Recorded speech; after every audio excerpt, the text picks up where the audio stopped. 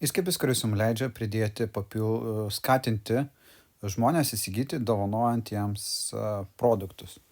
Tai pavyzdžiui, čia šitas visas yra, kad jums gali būti, jeigu pasieksite 50 eurų, galėsite pasirinkti vieną dovanų. Tai kaip tai atrodo, dabar matom, kad mums trūksta dar truputėlį iki šito pristatymo. Tai mes šiuo atveju tą ištrinam.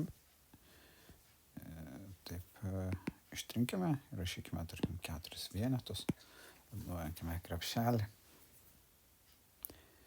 Ir volia. Krepšelis atnaujintas, mums čia rašo, galime pasirinkti, gauti savo dovaną, galima pasirinkti, mums jau leidžia. Ir čia apačioje mes matome, kad jau mums leidžia į krepšelį prisidėti vieną arba kitą norimą dovaną. Leidžia vieną iš 2, tai pirminį nemokamą versiją leidžia leidžia vieną pasirinkti grupę. Ten galite nurodyti 1, 2, 3 produktus, bet tik tais limituotai. Bet praktiškai vis tiek, tai jeigu vieną dovaną dovanojate, tai jisai gali paimti, pridėti krepšelį.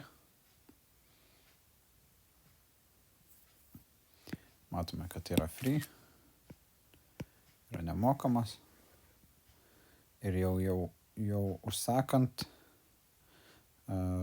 žmonės matys savo užsakymą, gausite tą. Ir po to jau tęsia atsiskaitimą ir viskas. Tada toksai būdas gauti nemokamą šitą dovaną savo klientui ir paskatinti taip pardavimus.